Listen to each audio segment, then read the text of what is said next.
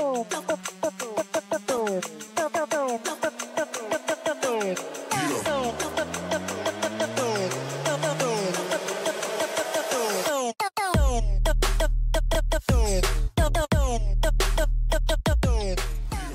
to DRC Live, powered in part by the Denton Record Chronicle and Classic of Denton.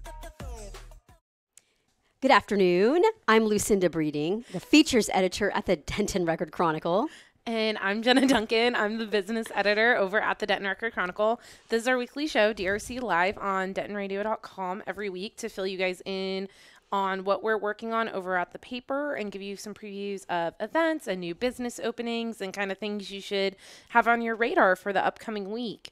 So I know that if you tuned into the Coffee Garden this morning with the Chamber, there is some chat of thin line. Yes. And how to navigate it. Yes. We're kind of diving into the actual films and things. And yes. So you're in the midst of yes. going through some of what you thought would be the most intriguing films. Absolutely. So what are you working on? Yes. I am in the mode right now. Myself and a contributor are diving into the documentaries. Mm-hmm. You've been around Denton for a while, and you remember back when Thin Line was founded. It began as a documentary film festival. Yes. And then over the years, it grew and became a documentary film and music festival. And even a couple of years ago, it did another sort of growth phase and became documentary film, music, and photography festival. Yes. So, but because at heart, it is a festival with lots and lots of documentaries, we've been diving into that, myself and Stanton Brasher. And I wanted to let people know about the opening documentary of Thin Line. And when does that? It open? It opens on April 10th. And the screening is close. Everybody's going to probably start gathering at the campus theater probably around 6:30. And I believe the screening starts at 7. But as I say that, we do have a full festival schedule on our website at www.dentonrc.com. So you can always check my times. But the opening documentary is a documentary called Well Groomed. Well Groomed. And this is a documentary about something I did not know existed. Never heard of it until you started interviewing the director yesterday. Yeah, and actually went and watched the documentary. It is a film about 4 women who are trying to take top prizes in creative dog grooming. Now, seriously. Yeah, like this is a thing. Like, Google it. Google it. Oh, yes. This is what I did. I heard her saying this and I was like, how do you creatively groom a dog? You brush it, you trim its coat. Yeah. Google creative dog grooming. Or competitive dog grooming. Yes. That's actually what I typed in, competitive dog grooming. Yes. And I was floored. See, some people know about, traditional dog grooming. These are techniques that are really meant to show off what breeders call breed standard. Mm-hmm. So if you watch like Westminster Kennel Club dog show, you'll see all sorts of dogs that have been groomed so that you really see the features that breeders look at being exemplary, like, the leg lines, the teeth, the shape of the head, the musculature. But creative dog grooming is about taking usually a poodle, usually a standard poodle, and they're usually light colored. And there's a reason for that, I learned. And you take the coat of a standard poodle and you turn it into something else. Some groomers will turn the body of the dog almost into a canvas where they paint, sculpt, shave, airbrush, clip, scissor, an entire painting or work of art into. And then some creative groomers are like, I think with the right dye and the right clippering and scissoring, I can make my standard poodle look like a great American bison. So this documentary is really fascinating. It's about these 4 women, this woman who's really kind of considered really the best creative dog groomer. Her name is Angela Kumpe. And she has basically turned competitive dog grooming into almost sort of a cottage industry because she's the person people groomers flock to her classes and workshops to find out what kind of glue can I use on my dog? What kind of, what kind of spray, what kind of dye? If I want to turn this white poodle or light colored poodle or a husky into a bright blue animal, how can I safely do that? So Angela is sort of at the top of the field. Then there's a really great North Carolina groomer named Adrienne Pope, who has been doing it for 11 years. And in the documentary, you see her really striving to actually best everyone. And it really, they do a good, Rebecca Stern, the filmmaker, really builds a lot of suspense. Then there's a California groomer named, I think this is hilarious. Her name is Kat. And she's a dog groomer. She's a dog groomer, and she's actually been placing and winning a lot of second and third places. And then there's a really young emerging groomer who's probably in her late 20s, and her name is Nicole Beckman. And you see her going to release some of her first creative dog grooming shows. But it really is remarkable to see these standard poodles who, for the most part, just chill out and let these ladies dye their white hair pink, purple, blue, green, orange, and then they'll sit for like 8 hours and let them comb them out. And this is the other thing that cracked me up watching this documentary. I knew that poodle hair is similar to sheep's wool. Like it's a pretty hardy hair. I think the working origins of poodles were that they were water dogs. They would go in and fetch things out of water and whatnot. So they have this really thick coat. Well, it turns out you can flat iron and curl standard poodle hair or miniature poodle hair. But this is a really, it's a really happy sort of documentary. It's a very hopeful documentary. So if you have kind of had it up to here with the typical media diet right now, which ranges from outrage to alarm, and you've already seen like Captain Marvel, and you want to see something really happy and really that's not going to be, super, super intense. Check it out. Well Groomed. It's going to open the festival next Wednesday, April 10th, and there will be an encore screening of it. Check out our schedule. And there is, I found as I watched it, there's kind of a business intersection with this because all of these women in this film, they're all small business owners. Entrepreneurs. Yeah, these are all women who have their own grooming businesses. And they're doing the business thing and they're doing the creative dog grooming thing without like a whole team of people making sure that, all the bills get paid in the shop and all the little kennels are full for all the little dogs waiting to go into the tub.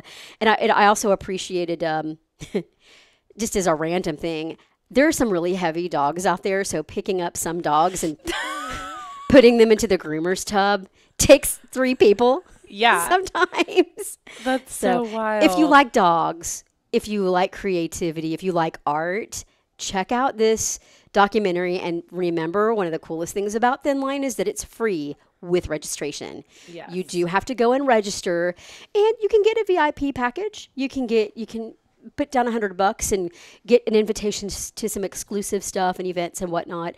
There's also a supporter package for about $30. So you can not only attend, but also lend some financial support to this 5-day documentary film, music, and photography festival. So if you check out Denton Time tomorrow, you'll get to read an interview with Rebecca Stern.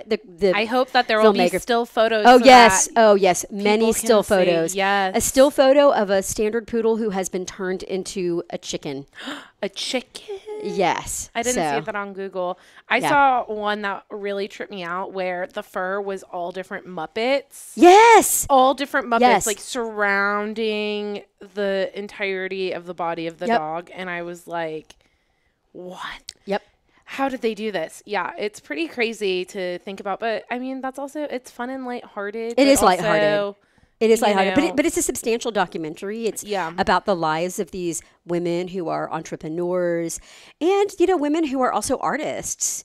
And they're not necessarily the kind of artist you're going to see in the gallery, making $30,000 off of a sculpture, even though they are sculpting out of dog hair. Crazy. So, yeah. So check us out. Check that out tomorrow in Denton Time. I'm pumped for that. So I think festivals are kind of a sign that like the season is Yes. changing. In addition to all of the pollen and things that are flying around the air, The pollen, guys. we're all dying. Yeah, Like, we're all. If you're we're not suffering. experieking allergies, like We want to don't talk bring to it you up. and maybe get some stem cell Yeah. implants. However you So, do that. in addition to our sinuses and festival season, there's some other signs around town that like we're really starting to change seasons. So one thing, if you guys haven't gotten out to the Texas Tulip Farm in Pilot Point, there's only a couple of weeks left. They don't have an official end date. It kind of depends on when their supply runs up. Yeah, because people pick, right? Because people pick. So basically how this works, if you haven't been, you go up to Pilot Point. I did it last weekend. So 25-minute drive. Also, we had some beautiful photos of the tulip farm in the paper the other day. did.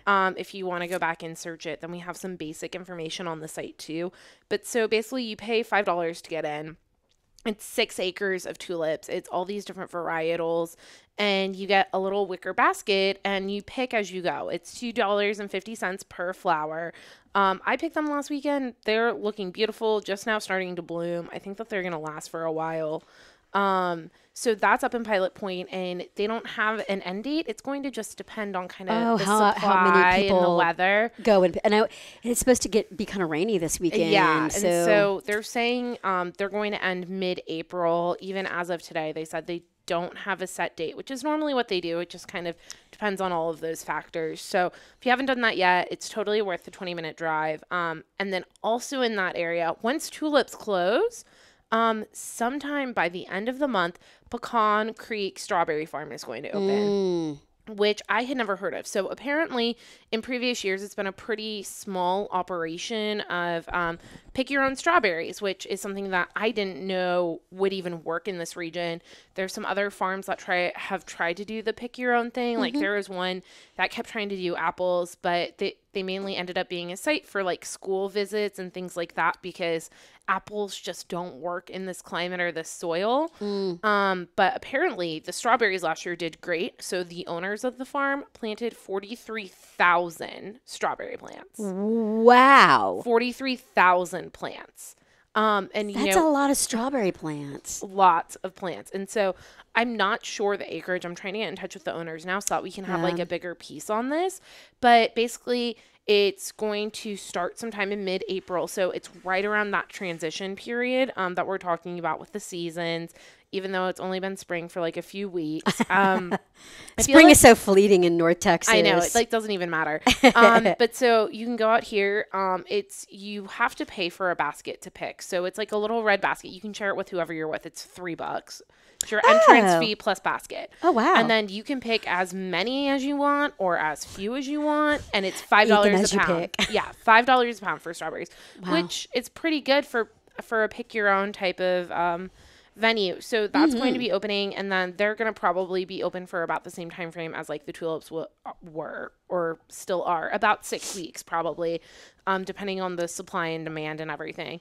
But they were just on the cover of Texas Farm Magazine because of their big expansion. So I think that they've gotten a huge spike in their Facebook traffic from the last time I looked at them because they were on the cover. And so I really think it's a big destination, and we're so well positioned here that I can see some people doing a full day trip, but I think this is something where it's like, for us, it's literally only a couple of hours because it's 25 minutes to get there from the center of town, and something really cool and different to do. I've never gone strawberry picking locally.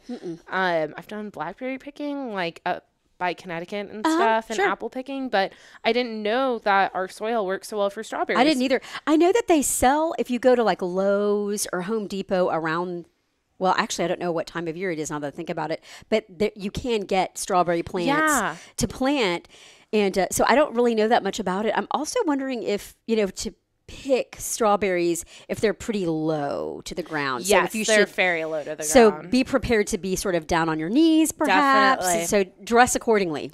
Yeah, dress accordingly, but they look great. Like they posted a photo a few days ago. They have some already ripening up. Wow. And so I wonder what they taste like. Yeah, they don't have an opening date yet, but I'm pretty excited for that. And I just love that there's some kind of niche businesses like right within our footprint that kind of let you do some outdoorsy stuff before it is unimaginably hot outside. I know. Like, get That's some true. seasonal activities in before the peak of summer really hits, when it's still really nice to be outside, even if you can't breathe from allergies. I know. It's like I always in my mind think, oh, it's still really nice during Arts and Jazz Fest, which is the last weekend of April. There have been arts and jazz festivals where you go and it's fairly cold, and then cold. there are times where you go and you're like, oh wow, it's like 90 degrees. So. God, last year was so humid and humid. awful. Oh my God, it wasn't even that warm. It was just so humid. I just remember felt like that. sticky. The perils of being outside. Yeah, the perils of being outside. North Texas. Yes, and then the other thing is we're starting to see some snow cone stands popping up everywhere. Since I wrote about Frio's Pops last week, which had previewed on the show. Since I wrote about them, we got a call. There's a new snow cone stand in Ponder called Crazy Cone Sluts opening. And then, there's a snow cone stand every 3 strip centers down to University. But so those are starting to open too, as we're starting to get into late summer hours and a little bit of the heat.